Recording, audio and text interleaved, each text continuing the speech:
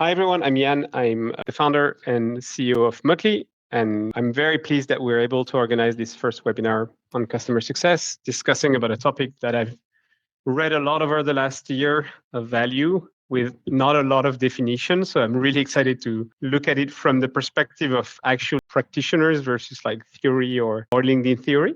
And I'm very glad that I'm joined with three amazing people working in customer success. I will let them introduce themselves. Maybe Andrea, if you want to get started, and then we can move to Simon and Daniel. Yeah, thank you. It's great to be here and joining this great panel.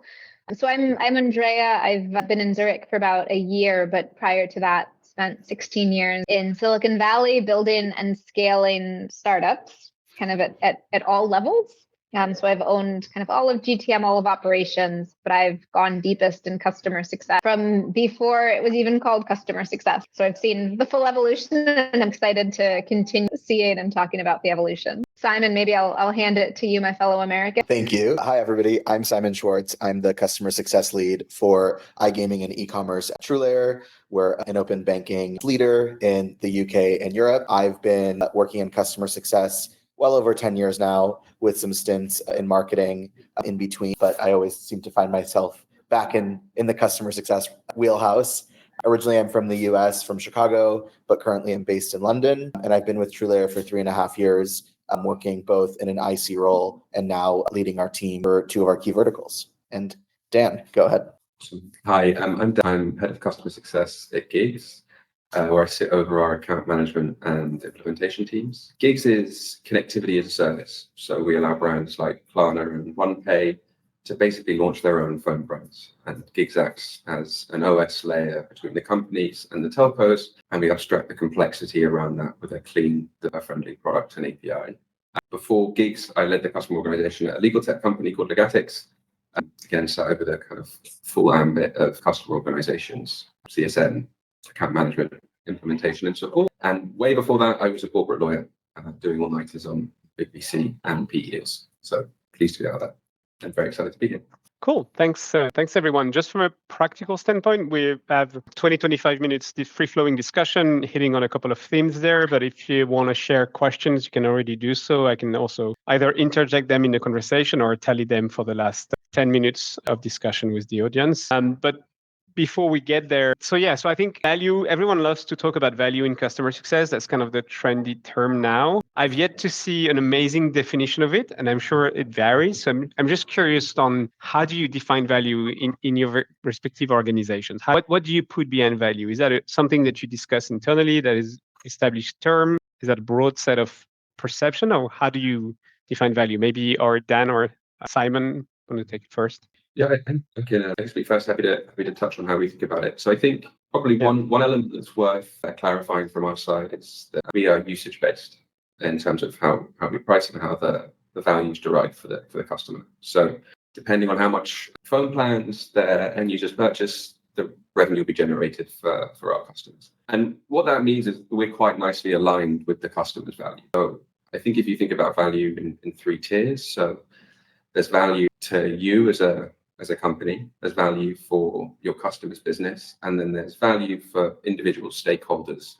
within your customer. And I think you want to try and carefully think about how each of those elements play together and how you focus on each of them. So happily for the first two, we're aligned with our customer. So if you boil value down to something really basic, and obviously we can go much further than that, and I'm sure Simon will build on my answer, but if you boil it simply down to the literal revenue that is being generated through the access to your product, you can focus quite carefully on the customer and make sure that you're both aligned in the way that's going to happen. So I think if we look at it just from that really basic level, we would look at the metrics that would feed that overall revenue that we want to generate for our customer and talk to them about how we think they should achieve that. So at the beginning of an implementation, we would forecast them out what we think the key KPIs that would feed that overall revenue number are.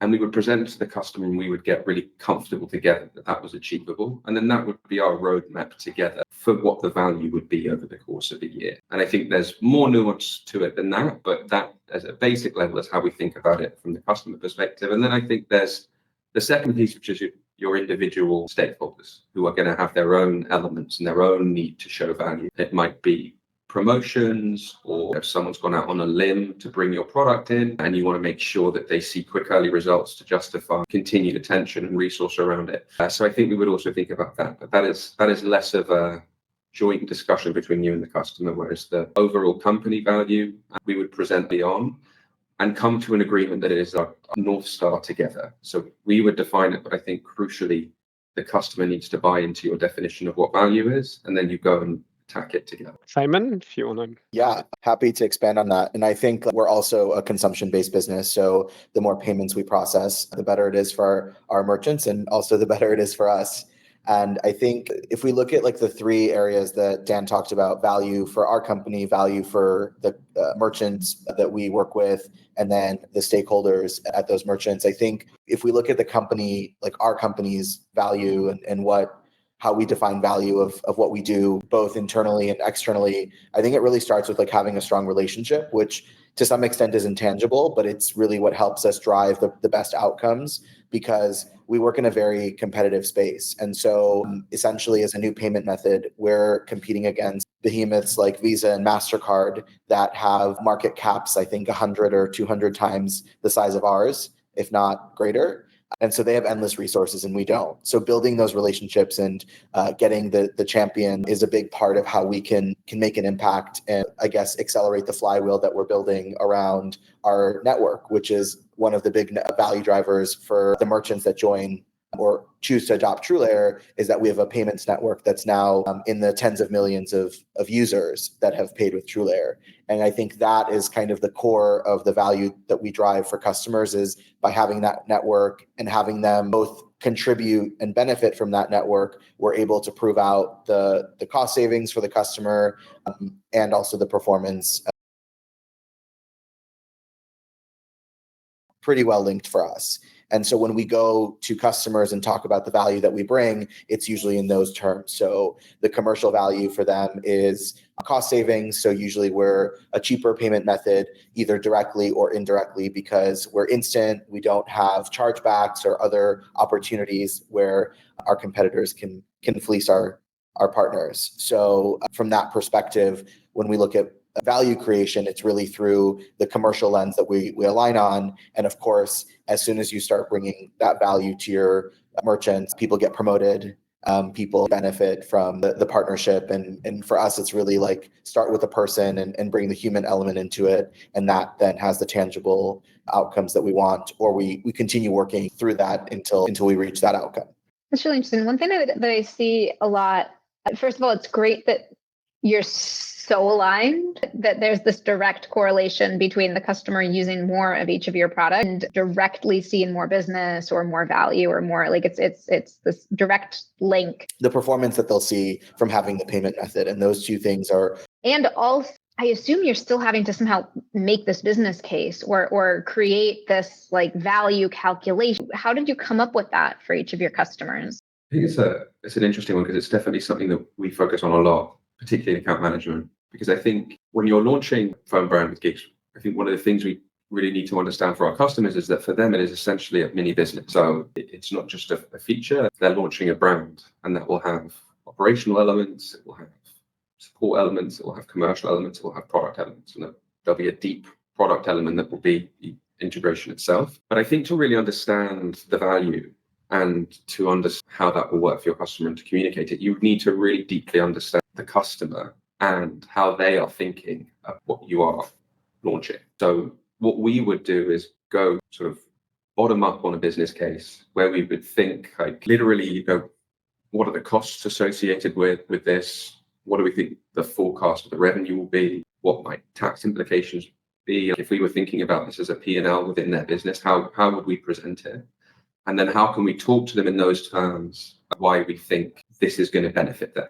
So thinking about their business as a whole, what is the case that we can make that will justify either just growing with us or an action that we want to take? So typically we would have an explanatory document and then an Excel sheet that would support the business case that we were making.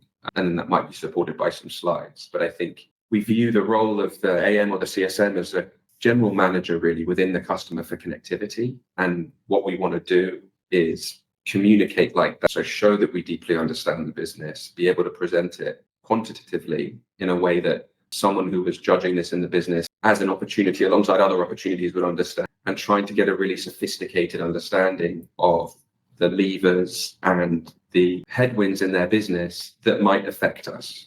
So, if there's a particular tax in a particular jurisdiction that's going to mean that an element of activity is going to be much more expensive, can we understand that as a way that we can circumvent it? Can we put that in a business case? I think the more specific you can be to the business and the more clearly you can show that you understand the way that they discuss it internally, the easier you'll be able to communicate the value and get people on side.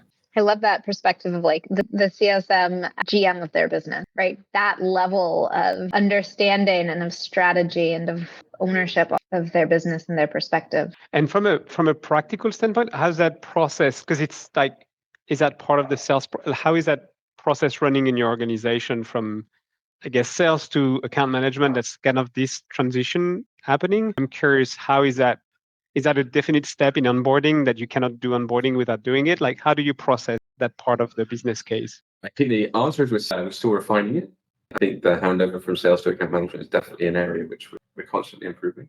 So we have an implementation team that, if we're thinking about GMs, they were the first one with a kind of implementation specific hat on. So at the point that it looks like there's a commitment from the customer that they're going to launch, we would have an implementation person come in who would be a leader of a particular implementation, and they would be the conductor of the different streams. So there's a lot of elements that need to come together to make it work, and they would sit over those, and then they would go really deep in the product. They would be responsible for building out the integration, for having product and engineering stakeholders and making sure things get built, but they would also keep the other elements accountable. And sales will continue. They will still be accountable for the sale and the revenue at that point, but they're less in the driving seat in terms of making sure that this thing happens. And then at some point, as we start to gather momentum, the account manager will come alongside sales, and then there will be a natural point where it hands over. And from that point, kind of commercial ownership passes. And then once the implementation is finished, the account manager will also sit in that conductor seat and drive things forward. But I think, we're still relatively small and young. And I think, the bigger you get, the less flexibility there is. But at the moment, we are at a point where there's quite a lot of flexibility. So implementation will play like solutions engineering and implementation roles if they need to. Or we have specific people who do specific people who do implementation. And similarly, the account manager will come in at different points depending on the nature of the customer. Simon, I'm curious if you have a different organization. We follow a similar model in terms of implementation and sales kind of working hand in hand to the customer to the point where they're ready to go live. And that's usually when CSM step in, at least for our more mature verticals. So for gaming, for financial services, that's the model we follow. For more of our nascent verticals, and such as e-commerce, the CSM is involved earlier on.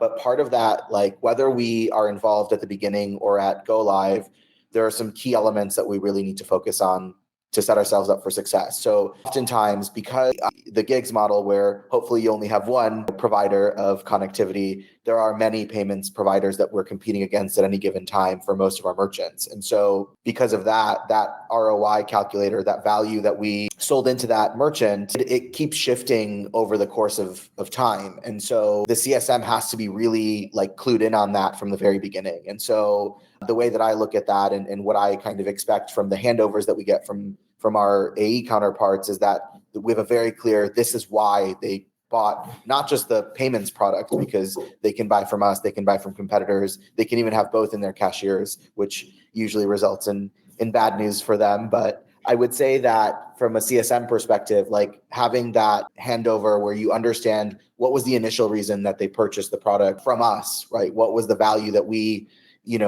sold them that somebody else didn't? That's the basis. And then it's a lot of like contextualizing in terms of who are our competitors for that merchant, how are they working with them, asking questions, being really curious. And that establishes that baseline for how we can continue to show value. Because at the end of the day, as soon as we go live, we have to show performance. We have to show that whoever we capture as a payment method, that they're succeeding in making that payment. Because if they don't, that's actually potentially a revenue loss for some of our customers or merchants actually. And so that value driver is something that they have to continuously recalibrate. And also some of our competitors will decrease their prices, and that changes the ROI calculations for us. So it's really then about leaning into, okay, if we're not the cheapest payment method, and we're not always, I don't think we strive to be, I think we strive to be the best payment method. What is it then that we have to account for? Like, how else do we demonstrate that value and look at the narrative that we have on an ongoing basis with the merchant? So I think for us, it's really like being really tied into that, and then keeping on top of what are the dynamics that will continue to drive value for the merchant in the way that we define it with them specifically. Tactically, how are you getting that? So many CS leaders I work with struggle just to get that first value definition and calculation and business case. And you and your team are constantly updating it and constantly updating how you find value, how you communicate value. What are the inputs to that? Like, how are you making those decisions of, okay, it's time to switch? How do you know to switch? What are you scanning? What are you hearing? And how are you bringing those back and quickly iterating? Because you must have to have a very kind of agile value proposition then. It's definitely more art than science at this point, but it's an interesting one because we can also see what's going on both from like speaking with our merchants, but also we use their products, right? So we're live with Ryanair. If we're booking a flight on Ryanair and see that where we've been positioned in the cashier has changed, and then that correlates to a change in our analytics and what we see from like the transactions that we're processing, that's a very clear sign that something else has happened and we need to double click on that. Now, in an ideal world, we find out from our merchants and are proactive and don't see those changes actually happen. But obviously that, in the real world, that can happen from time to time. So I think it's a combination of like being really connected to our merchants and building trust, right? Like, the other unique element for us is that one of our North Star metrics is what we call share of checkout, or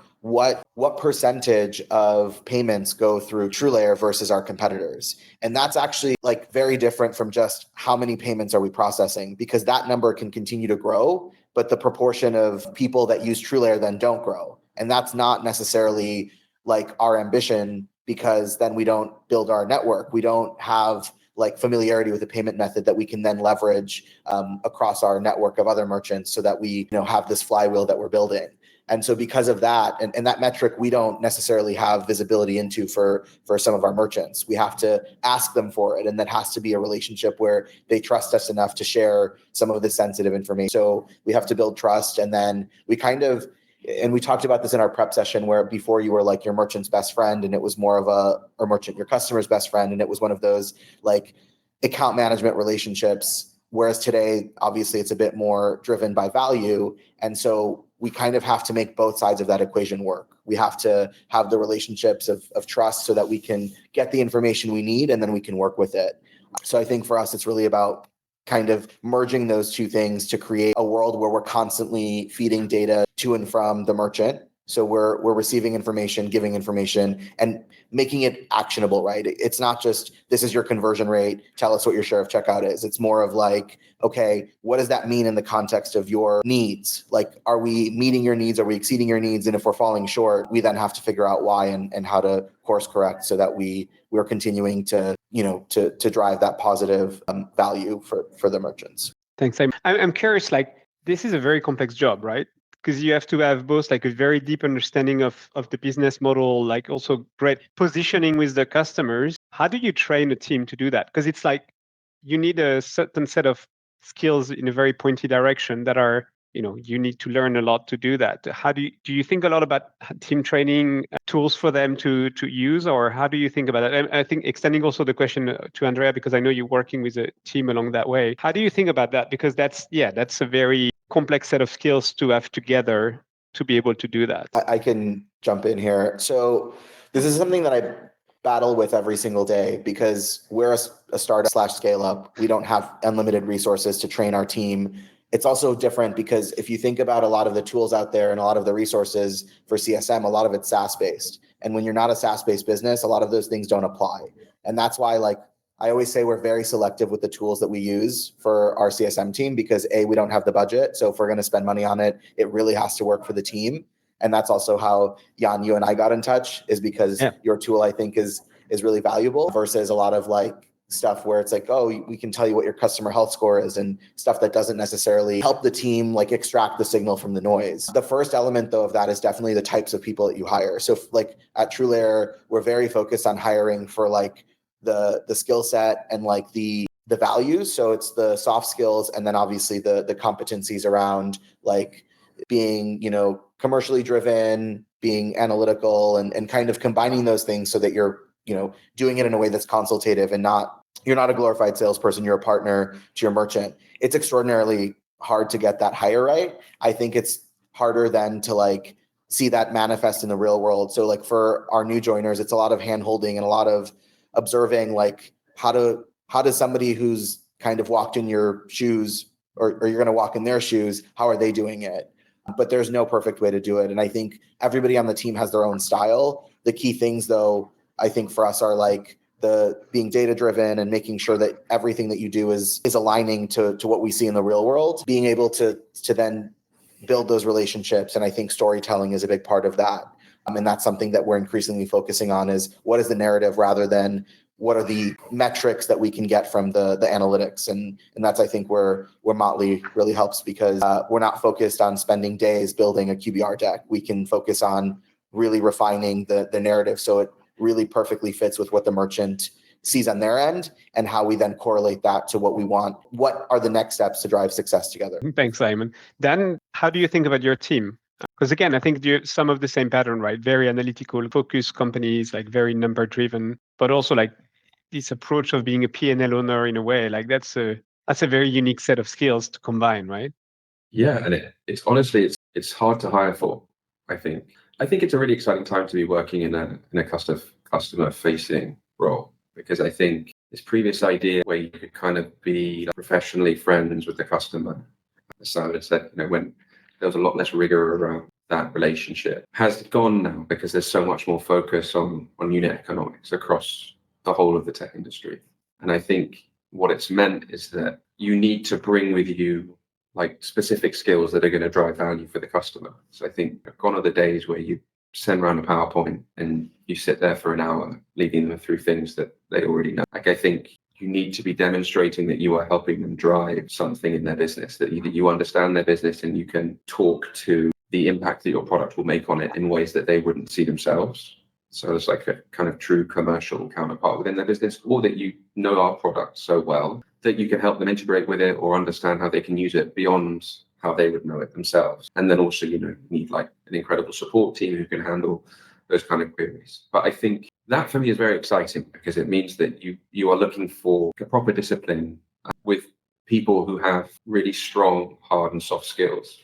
So we take a lot of care with hiring, and we have quite a long hiring process. And we look for real commercial rigor. So people who will be very comfortable talking about margin and putting together spreadsheets and understanding value drivers. And we also look at really deep product knowledge. Like, our product's very technical, so we want someone who is going to get deep into Postman, hit endpoints, like be very excited about the idea of helping a customer integrate. I think in terms of how we then standardize them, we're trying to build as we go.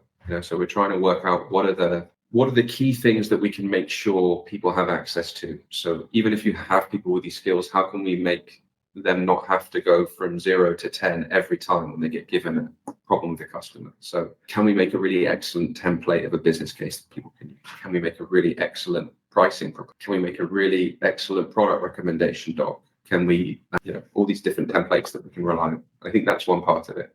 I think another part of it is then consistently making it clear what role we play and what role the supporting teams around us play. So we're doing a lot of work at the moment about mapping the end-to-end customer journey and thinking, like, if we are this GM, it becomes hard to work with teams if the standard or the approach for teams is inconsistent, because you don't know, is this like an exceptional response from marketing, or is this the standard response from marketing that we should expect every time we have these projects with customers? So I think talking to the different teams and saying, like, what is the baseline here, so that if we are like a T and we're like deep on the commercial and the customer, but then we have support from these other people, like, what are the different elements of the overall client relationship? Like, I've read this book called The Checklist Manifesto, so I'm now very into checklists. So like, what are the checklists that we can define that makes it consistent for us every time we get to a pause point? And I think that then gives people the tools to succeed beyond just being very talented or great hires. And then I would agree with Simon that the other key thing is tooling.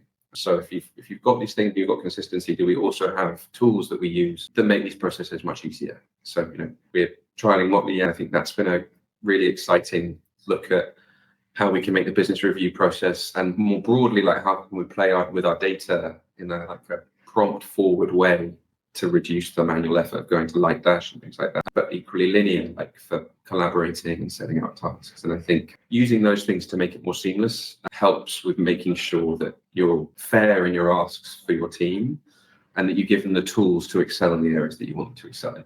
Yeah, I think it's very much that the people process and tooling, right? Making sure that you're hiring the right people. I work with a lot of teams too that have had people in there for quite a long time before this whole transition happened, right? And in some cases, there's training that can happen and does happen. And it's really interesting because the trainings that I'm helping a lot of teams with right now, or that I see happening, are around a completely different set of skills than we were focused on even 3 years ago or 4 years ago, I think, right? It's about understanding financials much better, having a better sense of overall business. So I think there's this mix of getting the right people in and then maybe upskilling or reskilling or training or filling gaps of folks that you have. And then I think there's this other point, Daniel, that you mentioned of how do you then also refigure out this mix of who does what for the customer?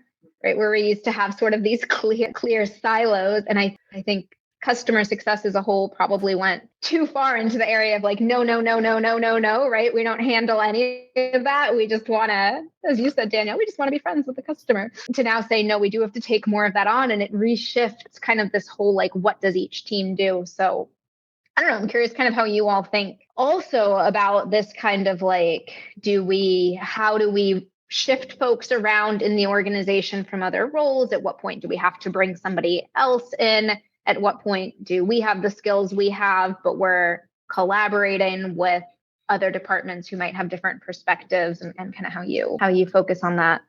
I think this is an interesting question because I struggle with this whole concept of CSM does one thing, because at the end of the day, we're the only team, at least, we don't have account managers and CSMs. We have one. So we are the only team that has customer in our name. Now, of course, we're not the only team that's responsible for customer success, but I think we have to be the beating heart of that. And what that means to me is that we're not going to be gatekeepers. So we're not going to prevent product from talking to customers or marketing to, go and do case studies with customers. But we want to make sure that we are involved in that process to the extent that we make it easy for our internal teams to work with customers. So we're not, we're taking any obstacles and blockers out of that equation for them, because obviously they have lots of work that they're doing.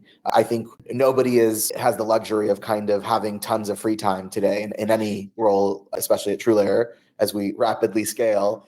But we want to kind of enable that relationship. So we're kind of the center of that. And it's a lot of, if you're the GM of your customer internally, ultimately you have to figure out what are the priorities. So if we're doing a case study and yet we're doing a share of checkout initiative and we're doing something else, what is the right order for that, so that we're not burdening our customers with a whole bunch of requests because they're also stretched, right? If it's all about continuing to add value and making sure that we're living up to our definition of that value, we have to be at the center of that. And we have to decide what's most important, what's less important, and where are we going to invest our time and resources for the maximum payoff for the customer and, of course, for our business. Cool. Yeah, I would just add, I think one of the things that's interesting is that as you scale is things that were done by one person, suddenly you need to start thinking whether actually they should be done by two.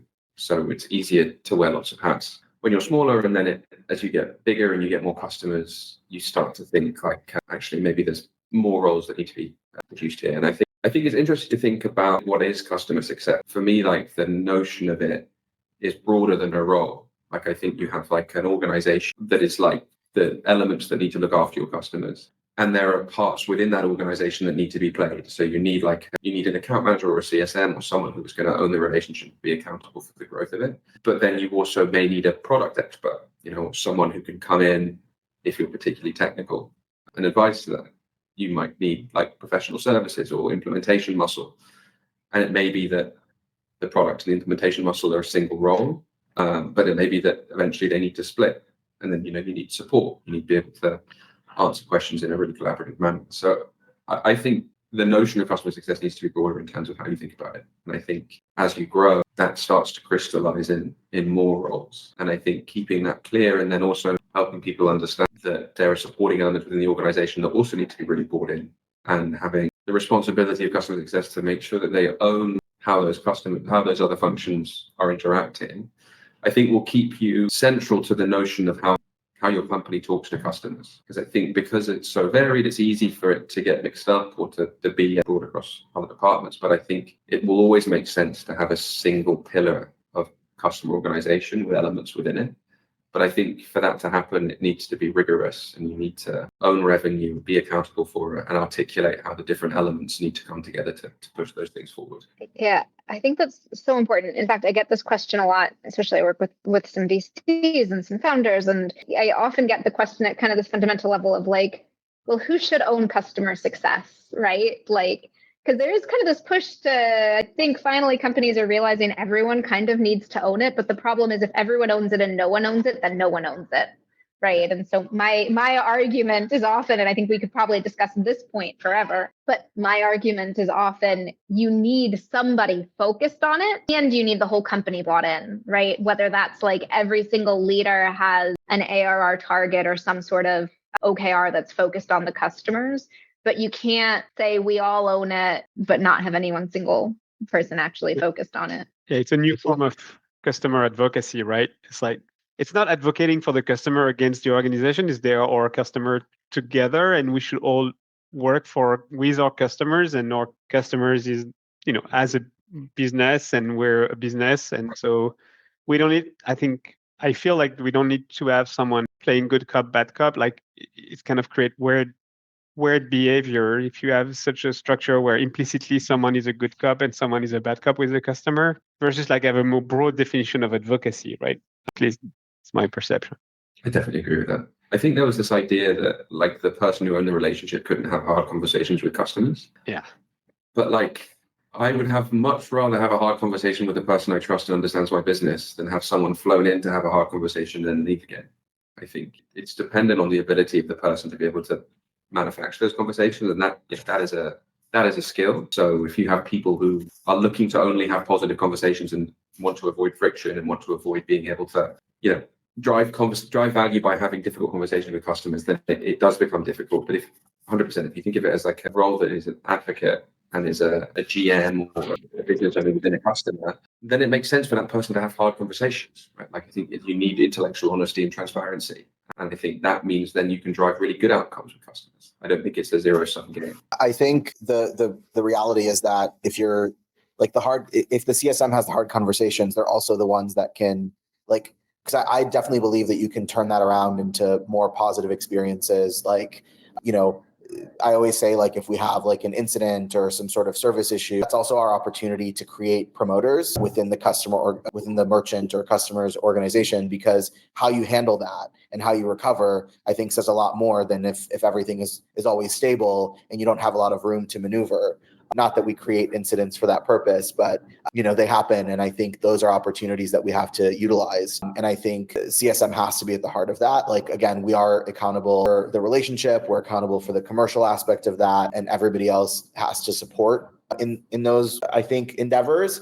And so the way that we look at it is we try to bring everybody on that journey. So it's a lot about internal communication as to like what's happening with this customer.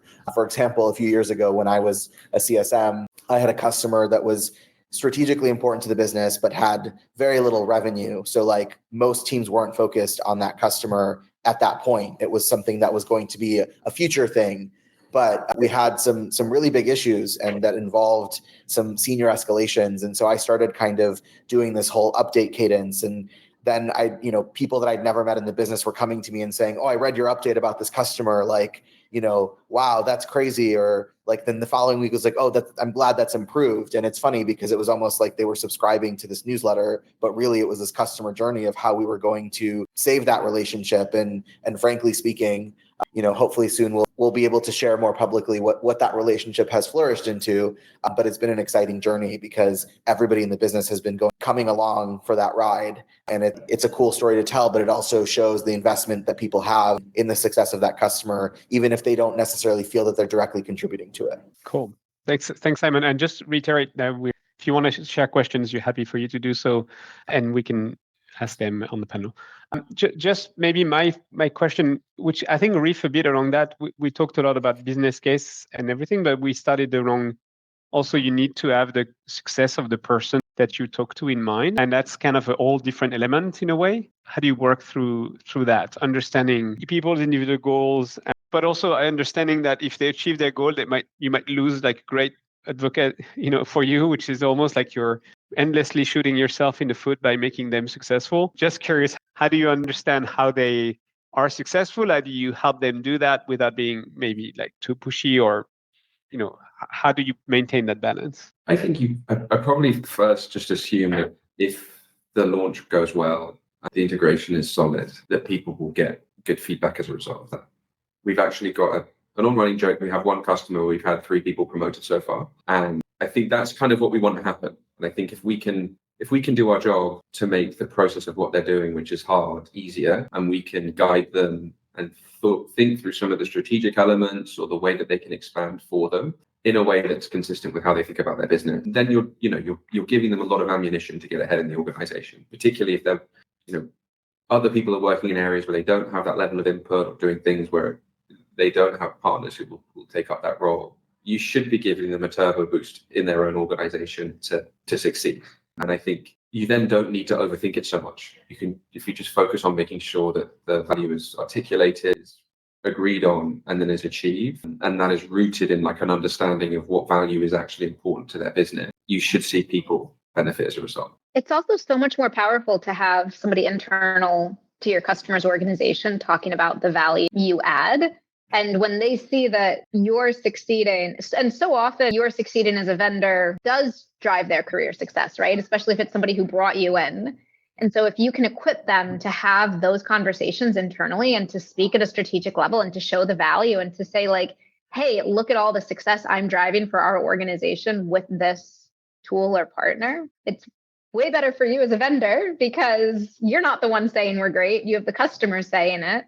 But also often, they have proprietary information. They know how to frame. They know who likes to hear what in what way. They have access to channels that you don't have access to. So I do think it's that kind of that alignment. Or I love bringing them to events, right? Bringing customers to events, getting them up on stage. And yeah, if they do move companies, great. You lost your champion at one company, but like you have a whole other logo now you can add. I don't know. I love that part of it. It's fun too. It's really fun. I think for us, like on a tactical level, what we try to do to solve for that challenge, because in some industries we see that like our customers move around, so like they all know each other, and like if they started at company A, they'll be at company B, and we work with both, and that's kind of a unique thing.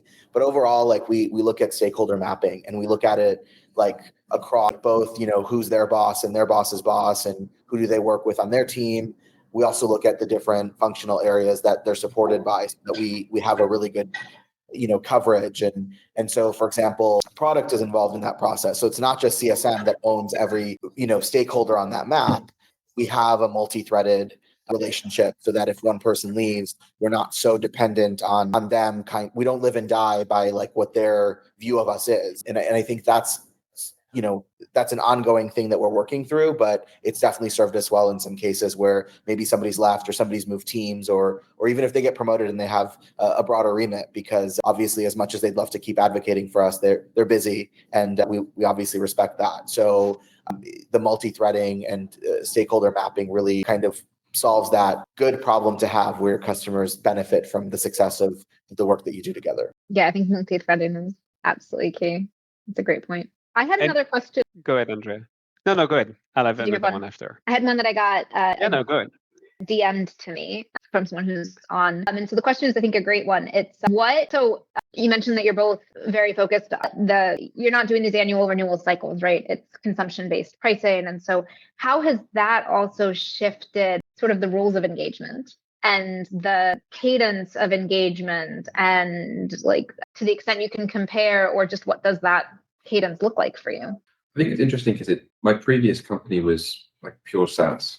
So it was like renewal, upsell, aiming for 140% net revenue retention on every contract renewal. Like it was like dedicated SaaS CS style rhythms.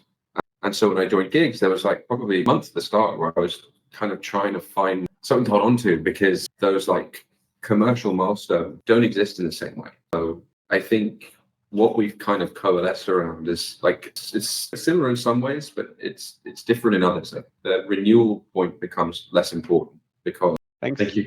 Thank you all. Thank you for bringing us together, Jan. Take care. Thanks. Bye. Bye. You're constantly looking at the value being generated. You're constantly looking at kind of the underlying numbers. And if there's an issue with something, you'll have the conversation more directly versus kind of leading it to renewal cycles. But we keep a similar rhythm of account plans. So I think what's moved is the levers that you have to generate revenue. So rather than thinking like everything is focused on this point of renewal, you actually think right at the beginning of the year, and we work in OKR cycles, 3 a year that we call gigs objectives. With each of those cycles, what are the things across our customer base that will move the needle? So what are the 4 projects or 3 projects, or however many projects that we can do in this go cycle and throughout the year that we think will have a material impact on driving value for the customer? And then that is what we obsess about. So we communicate it to a cross-functional team and we track it, and that becomes the focus point of us throughout the course of the year. And then we will track the impact of those things, like on an underlying forecast and on key metrics. So it becomes much more proactive. So thinking like this is a holistic business, this is a holistic, set of underlying circumstances. Like how can we impact that? How well do we know the customer? What can we do to change it? And I think it provides a lot of freedom. It's a lot less on rails. It's a lot more, what creativity can you apply to this? How well do you know the market they operate in? How well do you know them? Where can you see gaps that they might be able to exploit? I think we have a similar how you're handling the things within your companies and all the good and bads and the changes model to some extent. We have objectives at the company level that are strategic objectives. Usually they last for the whole year. And then every quarter we look at the functional things we have to do to hit those objectives or trend towards them. But I've also rolled that out to the team for their individual customers. So we have account plans, but we also have quarterly objectives that fit into those plans. And so the idea is, let's take a longer term view, like where do we want to be in December of 25 or 26? And how do we get there through a quarterly cadence of the top 3 things we want to focus on? Maybe it's not even top 3. Maybe there's just one thing we absolutely have to do. And so that's kind of how we keep ourselves accountable. And then organizationally, we've also introduced things like individual KPIs that each CSM has that are not necessarily customer specific, but are specific to things like their portfolio or other things that have a real impact on the business. Because I think that's really the key lens that we look at everything through, is what is the impact of this person's remit on the business, and how do they demonstrate that?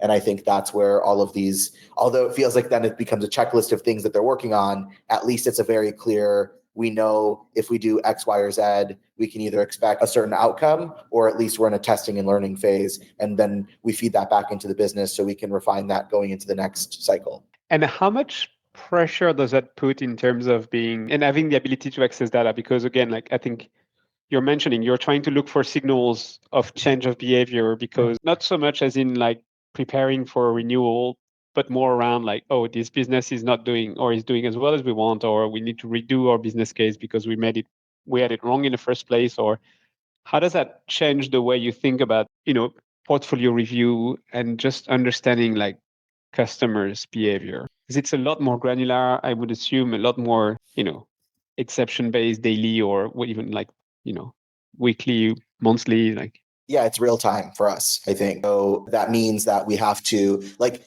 I don't think it's like, oh, we've had 2 days of data, like everything's changed, like, the sky is falling. But it's if we see key indicators that slip, and we've created some new dashboards recently that are designed to kind of show us where we trend on key performance metrics, so the input metrics, so that way we can anticipate what the output metrics look like. For us, it's like, yeah, review that weekly maybe. And I mean, I think revenue, obviously we look at daily, but anything that can indicate whether a merchant is trending in the right direction, specifically because we have ramp periods and things like that. So if the goal in December is for a merchant to reach, £100,000 in MRR, we have to make sure that in September, maybe they're at 75 or whatever fits their growth trajectory. And that's where the CSMs really have to look at what the right input metrics are and how frequently we have to review those. And I always say, like, we don't want to be paranoid, but we do want to be very vigilant and diligent with all of that.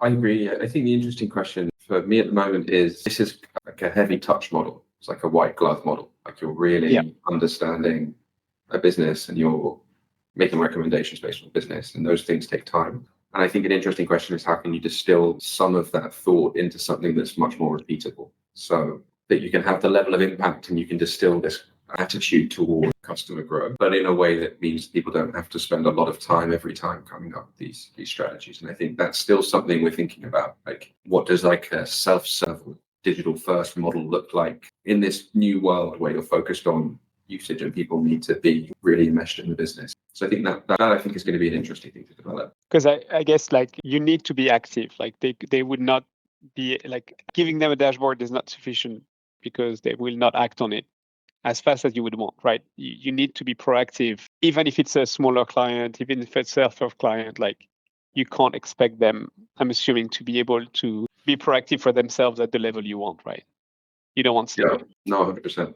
And I think then it's like, what is that proactivity? Because realistically, a human can't do it every time. Yes. So it needs to be thoughtful automation, really good documentation, tooling to think about what is the way that you condense your knowledge into a way that is self-serve for 80 or 90% of it, and then you triage for the rest or something. Yeah. Or you push knowledge when you want to the customers to not fully self-serve, but like proactive self-serve. Like, and just that mix of data and story too, right? Like, I think you and I have talked about this as well, that it's not enough just to have an avalanche of data. It is a little bit of like, how do you tell a story? For us, customers can also make a lot of assumptions based on the data. So if they see like a pure conversion metric and it doesn't meet their benchmark, and yet we have an understanding as to why, because the mix of customers they have can influence that metric. And maybe they made a change that has, I guess, unintended consequences. Instead of, like, without that context, I think it's really, really poor to just give somebody information to self-serve.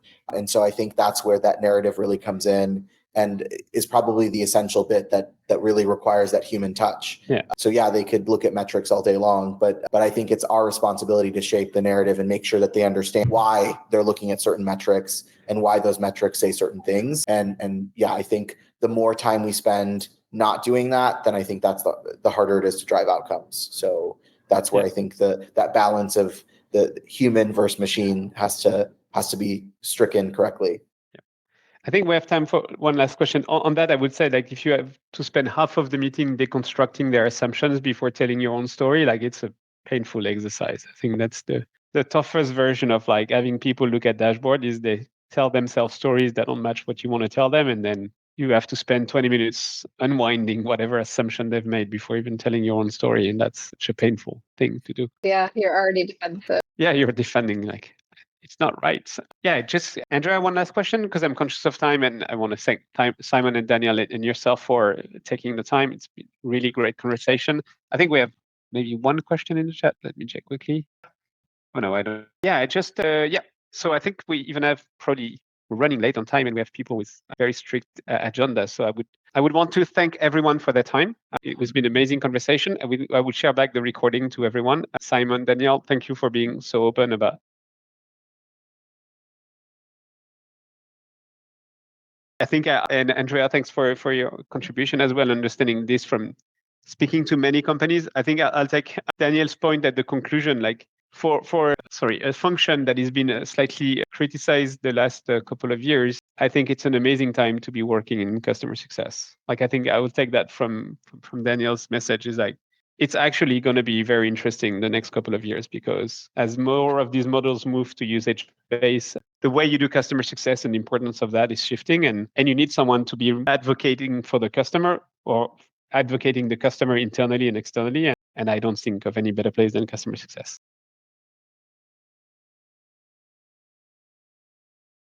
Thanks, Simon. Thanks, Daniel. Thanks, Andrea. and looking forward to our next conversation.